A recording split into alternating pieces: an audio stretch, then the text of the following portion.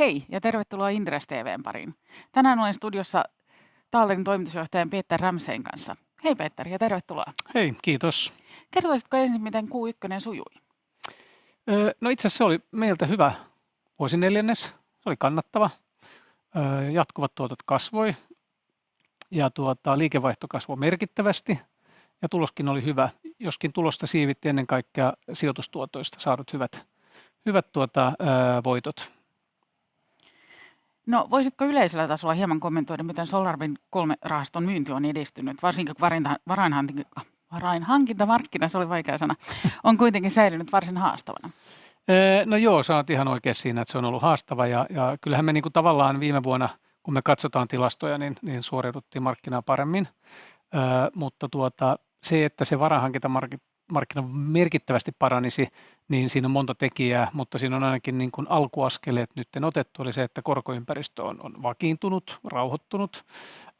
Samaan aikaan voidaan sanoa, että sähkön hinnatkin on rauhoittuneet joskin korkeammalle tasolle kuin niissä ne oli ennen Ukrainan sotaa. Ja sitten ajan myötä niin me tullaan sitten näkemään, että miten tämä vaikuttaa tähän varainhoitomarkkinaan, mutta nämä on niin kuin tärkeitä merkkejä siitä, että se voisi parantua, mutta ihan semmoista konkreettista parantumista ei ihan heti tapahdu, että siinä on pitkä häntä, mutta me ollaan ainakin optimistisia sen suhteen, että tämä olisi niin kuin ensiaskeleet. Joo.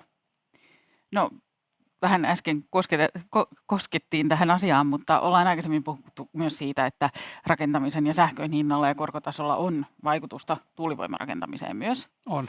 Niin mikä tilanne siellä tällä hetkellä on, että voiko puistoja nyt rakentaa kannattavasti? Joo, no meidän lähtötilannehan on se, että ensinnäkin tärkeä muistaa, että meillä on se hankekehitysportfolio. Ja se on iso, siellä on paljon projekteja, niitä edistetään koko ajan ja siltä osin, kun projekti ei olisi kannattava, niin me emme sitä rakenna. Sehän voi tietysti tarkoittaa sitä, että joku toinen haluaa rakentaa pienemmällä tuottovaatimuksella, niin me mahdollisesti sitten myydään se sinne. Mutta silloin kun nämä projektit on otettu, niin totta kai siellä on ollut niin kuin tarpeeksi paljon marginaalia, koska nämä on muuttujia, jotka ei ole staattisia missään nimessä. Niin meidän käsitys on se, kun me katsotaan, miten sitä edistetään, se hankekehitysportfoliota ja peilataan just näihin muuttujiin, niin edelleenkin ollaan optimistisia siitä, että me pystytään rakentamaan sillä tuottovaateella, mitä me silloin itsellemme asetimme, kun rahastoa lähdettiin keräämään. Mutta se ei välttämättä tarkoita, että se on just ne projektit, jotka silloin ajateltiin, että no vitsi, nämä olisi ne, vaan se voi olla joku ihan toinen, joka sitten on se, joka sitten rakennetaan. Sen takia meillä on iso salkku siinä ja se auttaa kyllä sitten tässä paljon. Joo. Eli pystytään rakentamaan, mutta se, että tietenkään voisi sanoa tässä vaiheessa, että mitkä ne nimenomaiset tulee olemaan, mutta että sitä potentiaalia siellä kuitenkin on. Joo, niitä edistetään siihen niin kuin rakennusvaiheeseen, eli ne luvitetaan. Yksi projekti on nyt tavallaan rakennusvaiheessa jo. Että siinä niin kuin isossa 60 projektihankkeen salkussa, niin yksi on nyt rakenteilla. Joo. No, te ilmoititte bioteollisuuden uuden Venture Capital-rahaston alustavan varoinkeruun nyt olevan käynnissä. Joo. Niin mitä tämä käytännössä tarkoittaa ja mikä tämä aikataulu on, niin kuin, koska voidaan odottaa sitä uutta rahastoa sitten? No, käytännössä tämä tarkoittaa sitä, että siihen haetaan ankkurisijoittajia ja sitten niiden, kun ne on saatu siihen mukaan, niin sitä aloitetaan se varsinainen myyntityö. Ja silloin se tarkoittaa, että se on niin kuin syksyn asia. Joo. Strategiapäivityksessä kiinteistöliiketoiminta nostettiin keskeiseksi osaksi uutta tai nykyistä kasvustrategiaa, niin kuitenkin jatkuvat palkkiot nyt laski alkuvuonna. Millä keinoilla kursseja pyritään nyt sitten kääntämään oikeaan suuntaan niin sanotusti? No se on kyllä uusilla tuotteilla ja ehkä niitä ei tarvitse olla määrällisesti niin paljon, mutta semmoisia, joissa niin kun, totta kai sulla pitää olla niin kun sijoittajia siihen, jotka haluavat ja ymmärtävät, että tämä on nyt se tilaisuus lähteä sijoittamaan uuteen tuotteeseen.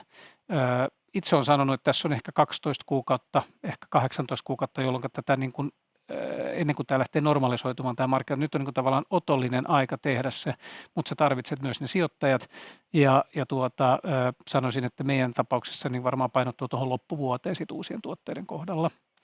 Sanoit, että tuotot laski, se pitää ihan paikkansa kyllä, siellä on sekin on havaittu ja tätä kurssia nyt yritetään sitten kääntää tällä uudella strategialla, joka niin kuin nojaa enemmän tämmöiseen sijoitusosaamiseen ja siihen niin kuin sen ehkä niin kuin alkupään sitä niin kuin sijoitus niin kuin tavallaan ymmärryksen ja mitä siellä markkinoilla tapahtuu, kun taas vastaavasti se vanha strategia nojasi ehkä enemmän siihen oltiin niin kuin hyvä hallinnoimaan sitä massaa. Et nyt kun markkina on ollut turbulentti, niin se on hyvin tärkeää, että sitten tavallaan on se ymmärrys siitä, että missä olisi mahdollisuus nyt toimia, ja se myös vaatii sen, että sä oot siinä markkinassa kiinni, eli sä oikeasti näet sitä kirjoa niistä diileistä, jotka siellä tapahtuu. Et sitä kautta se tavallaan tapahtuu sitten tämä muutos. Aivan. Asuntolainojen heikko kysyntä paino edelleen Garantian takausvolyymeja, mutta vakuutusmaksutuotot kasvo kuitenkin jopa selvästi, niin kuin mitä viime vuoden lopun tilanteesta. Niin avaatko vähän, miten tämä tapahtui, miten tämä oli mahdollista? No siinä on tietysti siis kirjauskäytännöt, kun ne on pitkiä takausvakuutuksia, niin niissä on myös häntää siinä itse kirjauskäytännössä. Eli tavallaan se, mikä on se liiketoiminta, joka on vakuutettu tai annettu takaus, niin se tulee sitten häntänä siihen tuloslaskemaan. Se selittää niin kuin osan tästä. Sitten toisaalta, niin jos mietitään sitä vaikka asuntolainamarkkinaa, niin se on nyt matalalla tasolla. Me uskotaan, että jossain vaiheessa sitten tavallaan normalisoituu ja palautuu korkeammalle tasolle. Ajasta ei tietenkään voi mennä sanomaan mitään, mutta tämä on meidän usko siitä, että näin tulee käymään. Joo, ja selvästihän nyt jo on vähän markkinoilla ainakin piristynyt tuo asuntokauppa vähitellen, että eiköhän se sitten se lainamarkkinakin sieltä perästä tulee. Mutta nämä korreloivat hyvin keskenään, joo. No sitten vielä asuntolainatakauksiin, niin onko siellä näkyvissä mitään piristymisen merkkejä? No mä sanon, että se on niin kuin ennenaikaista sanoa, että jos yksi kuukausi on vähän korkeampi ja seuraava, että kyllä siellä niin kuin, että se on matalalla tasolla, ja niin kuin mä sanoin tuossa äsken, niin kyllä se niin kuin yli ajan, totta kai se normalisoituu, mutta meidän on niin kuin vaikea mennä sanomaan, että milloin se tasan tarkkaan tapahtuu, mutta ehkä se on niin kuin nyt pitää seurata sitä dataa vaan, että mitä se kuukausitasolla on, ja sitten me nähdään myös, että mitä se tarkoittaa, mutta yksi kuukausi ei ole niin kuin merkittävä tilastollisesti. Et mä sanoisin, että sitten kun meillä on 3-6 kuukautta dataa, sitten me voidaan sanoa jotain konkreettista.